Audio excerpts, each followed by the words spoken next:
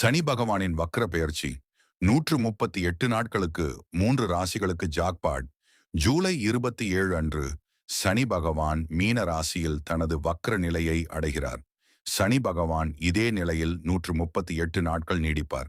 சனி பகவானின் இந்த பெயர்ச்சி சில ராசிக்கு சோதனைகளை ஏற்படுத்தினாலும் ஒரு சில ராசிக்காரர்கள் இந்த மாற்றத்தால் நற்செய்திகள், முன்னேற்றம் மற்றும் புதிய வாய்ப்புகளை அடைவார்கள்.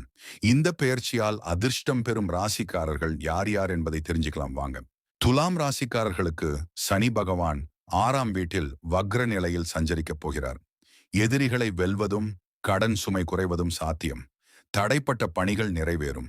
வியாபார வளர்ச்சி, புதிய ஒப்பந்தங்கள் மூலம் லாபம் கூடும். பயனுள்ள புதிய விஷயங்களை கற்றுக்கொள்வதற்கான வாய்ப்பை பெறலாம். வாழ்க்கை துணை ஆதரவு கிடைத்து உறவுகள் நிலையாக இருக்கும். விருச்சிக ராசிக்காரர்களுக்கு 5ஆம் வீட்டில் நிகழும் சனி பகவானின் வக்ர சஞ்சாரம் நல்ல முன்னேற்றத்தை தரும்.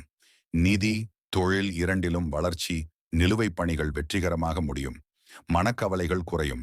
வேலையில் இருப்பவர்களுக்கு பதவி உயர்வு, சம்பள உயர்வு வாய்ப்பு உண்டு. புதிய வருமானம், முதலீட்டில் லாபம் கிடைக்கும். விருப்பங்கள் நிறைவேறும் காலம் இது. கும்ப ராசிக்காரர்களுக்கு சனி பகவான் உங்கள் 2ஆம் வீட்டில் வக்ர நிலையில் சஞ்சரித்து நேர்மறையான மாற்றங்களை உருவாக்குகிறார்.